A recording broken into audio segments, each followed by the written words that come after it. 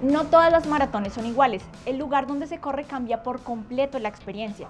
No es lo mismo Bogotá que Barranquilla, ni el frío de la montaña que el calor de la costa. Entonces, ¿cómo entrenar para rendir al máximo en cualquier condición? Aquí se lo contamos en esta guía y los trucos de algunos expertos. Cada maratón tiene su propio reto y el entorno puede ser un factor determinante en el rendimiento. La altitud, el calor y la humedad influyen más de lo que se imagina y pueden jugar en contra si no se ajusta el entrenamiento a las condiciones de la carrera.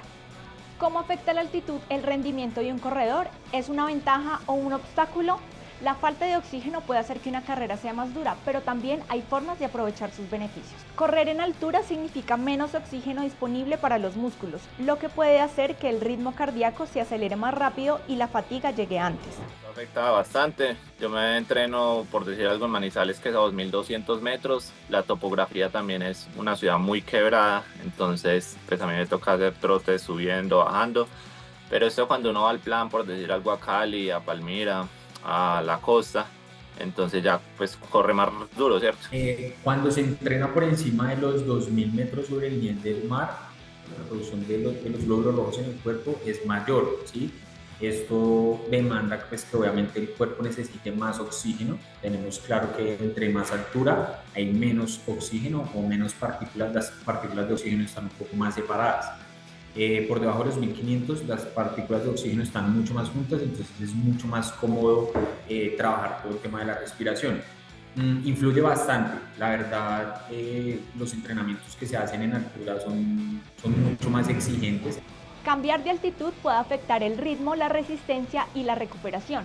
Si la carrera es en una altitud diferente a la del entrenamiento, ¿cómo hacer que el cuerpo se adapte mejor? Si la carrera es en una altura distinta a la habitual, es clave hacer ajustes en la preparación. Adecuar el entrenamiento y llegar con algunos días de anticipación pueden marcar la diferencia. Tienen que hacer, ojalá, entrenamientos a la altura donde van a ir a competir, precisamente para que identifiquen cuál es la sensación del cuerpo. Lo otro es que las personas que viven por debajo de esa altura, la recomendación es que mínimo puedan estar unos 8 días, unos 5 días antes, que en especial cuando las personas viven por debajo del nivel de donde se va a competir, ¿sí? Precisamente para que el cuerpo pueda asimilar esa altura.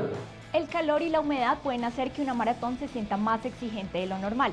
No solo es la distancia, también el clima pone a prueba a un corredor. Pero entonces, ¿cómo prepararse para enfrentar de la mejor manera estas condiciones?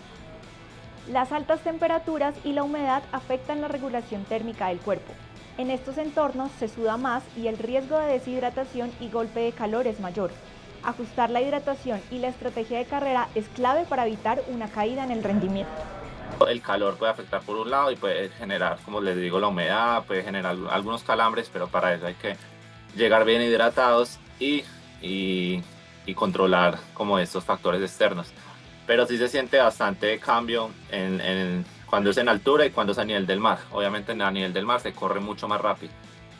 La alimentación y la hidratación juegan un papel clave en el rendimiento, pero ¿cómo se deben adaptar según el clima y la altitud? En climas cálidos y húmedos se debe priorizar la reposición de líquidos y electrolitos. En la altitud la digestión puede volverse más lenta, por lo que se recomienda consumir carbohidratos de rápida absorción. En climas cálidos y húmedos, por lo general se da una mayor sudoración y también una mayor pérdida de electrolitos. Por ende, estos se deben reponer. Importante que esa prehidratación, esa hidratación durante y esa hidratación posterior, por ejemplo, a la competencia, no se haga solamente con agua, sino que se incluyan esos electrolitos, porque vamos a tener un mayor riesgo, en este caso, de deshidratación y los golpes de calor que ya, como estas características medioambientales son un poquito extremas, va a resultar en que pues nuestro cuerpo tiene que disipar ese calor, y al hacer esa disipación de calor, para que no nos dé, por ejemplo, un golpe de calor, pues vamos a gastar un poquito más de energía. Por eso es clave hacer una buena carga de carbohidratos, y en general va a ser clave o va a haber esa necesidad de adaptación. Nunca se vayan a hidratar solamente con agua. El agua por sí sola, especialmente durante el esfuerzo físico, no va a garantizar una buena hidratación. Entonces hay que aportar estos dos componentes, agua y electrolitos. Evítelos. Estos son los errores más comunes a la hora de correr una maratón, desde una mala planificación hasta descuidar la fuerza o la hidratación. Estos pequeños errores pueden hacer la diferencia en los 42 kilómetros. El principal es dejar los trabajos de fuerza a un lado. Es pensar que simplemente porque la maratón es una distancia larga, es una distancia de muchos kilómetros, pues solo voy a necesitar correr y correr y correr. Lastimosamente no es así. Se necesita que el cuerpo esté y los músculos estén fuertes, las articulaciones estén fuertes para poder resistir la cantidad de kilómetros que hay para preparar una maratón.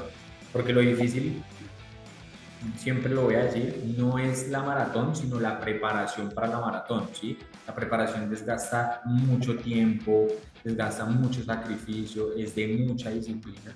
Por ende, pues necesitamos que el cuerpo entienda eso y pues ya los 42 kilómetros es más para disfrutar. Que tengan mucho volumen, que se asesoren de alguien que sepa el tema, porque para que les distribuya bien las cargas, que trabajen mucho la fuerza, porque es la base, fundamental, la fuerza, no solo correr, sino la fuerza, los estiramientos, la movilidad y la alimentación. También tiene que ser muy, pues como, o sea, no muy específica, pero sí eliminar de pronto las grasas, el azúcares para llegar menos pesados y que el cuerpo pueda oxigenar mejor. Entonces, una preparación muy rigurosa.